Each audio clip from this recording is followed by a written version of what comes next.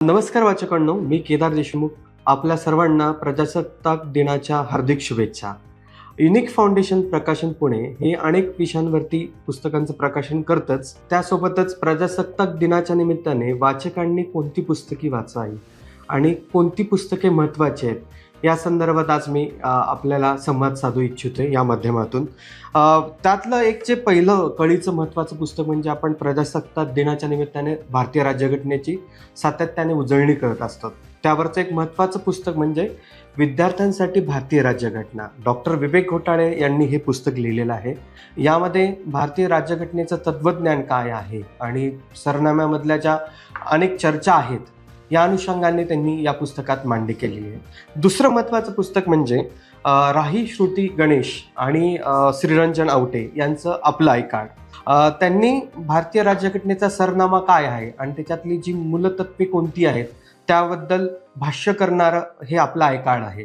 तिसरं आणि महत्त्वाचं पुस्तक म्हणजे भारतीय राजकीय प्रक्रिया काय आहे हे अनेक अंगाने आपण समजून घेत असतो. फक्त विद्यार्थीच नाही तर सर्वसामान्य वाचक पण. आणि जे सर्वसामान्य वाचक या अर्थाने की त्यांना भारतीय राज्यघटनेच्या सोबतच भारतीय राजकीय प्रक्रिया काय आहे त्या संदर्भातलं डॉक्टर शैलेंद्र खरात सावित्रीबाई फुले पुणे विद्यापीठामध्ये ते अध्यापनाचं काम करतात.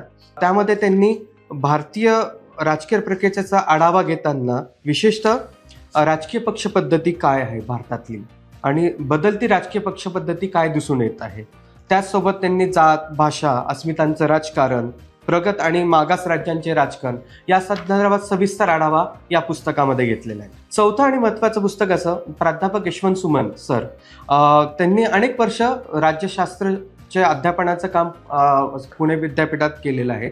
त्याबरोबरच त्यांनी त्यांची ओळख महाराष्ट्राला एक अभ्यासक आणि विचारवंत म्हणून आहे. त्यांनी जे पुस्तक लिहिले आहे भारतीय लोकशाही, नागरी समाज आणि वंचित समूह, यामध्ये भारतीय लोकशाहीच्या संदर्भात येणारी आव्हाने कोणती आहेत आणि त्या आव्हानांच्या सोबत भारतीय नागरी समाजाच्या पुढचे प्रश्न आणि भारतीय नागरी समाजाचे वास्तव काय आहे याबद्दल त्यांनी विवेचन केलं आहे. आणि भारतीय प्रजासत्ताक दिनाच्या निमित्ताने आपण अनेक अंगाने असं विचार करतो. भारतीय राज्यघटना आणि राष्ट्रवाद, या राष्ट्रवादाबद्दलचे अनेक पैलू भारतीय राजकारणामध्ये दिसून येत आहेत. त्या पैलूंचाच आढावा घेणारा एक संदर्भ ग्रंथ म्हणजे भारतीय राष्ट्रवादाचा मागोवा, डॉक्टर अशोक चौसाळकर यांनी लिहिलेला आहे.